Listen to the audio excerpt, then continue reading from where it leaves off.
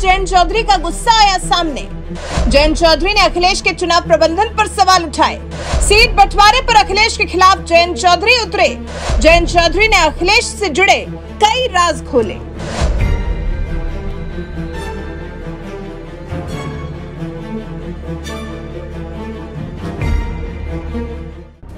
जयंत चौधरी है तो आरएलडी मुखिया, पिछले काफी लंबे वक्त से अखिलेश के साथ थे, अखिलेश का साथ निभा रहे थे। यूपी का 2022 का विधानसभा चुनाव दोनों ने साथ मिलकर ही लड़ा था, लेकिन अब जब लोकसभा चुनाव नजदीक आ चुके हैं तो अखिलेश का साथ छोड़कर जयंत चौधरी बीजेपी के साथ खड़े नजर आ रहे हैं। 2024 का लोकसभा चुनाव जीतने के लिए हर कोई अपने अपने स्तर पर जोर आजमाइश कर रहा है। कोई किसी के साथ, कोई किसी के खिलाफ हो गया है। राजनीति में वैसे भी दोस्ती और दुश्मनी ज्यादा देर तक नहीं टिकती। आज किसी के साथ तो कल किसी और के साथ। ये तो भारतीय राजनीति का खेला है और यही है जो भारतीय राजनीति को और ज्यादा दिलचस्प बनाता है।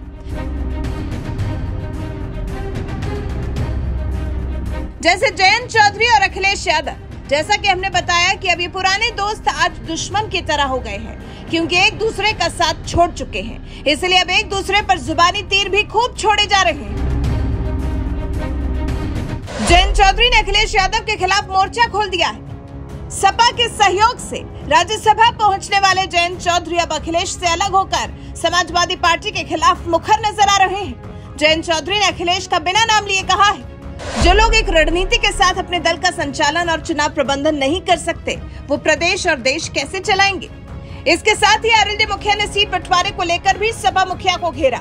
सीट बंटवारे की असल हकीकत जयंत चौधरी ने बयां कर दी।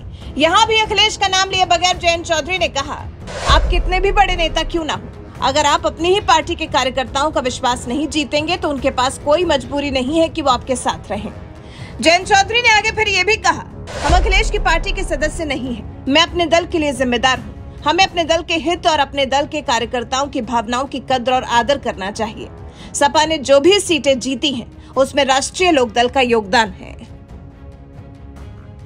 फिर जयंत चौधरी ने सपा गठबंधन में मिली सीटों की हकीकत पर भी बात की। उन्होंने कहा, 7 सीटें नहीं मिली थी, 7 में से 1 सीट पीछे के दरवाजे से कांग्रेस को दे दी थी, 6 में से 3 अनिश्चित थी।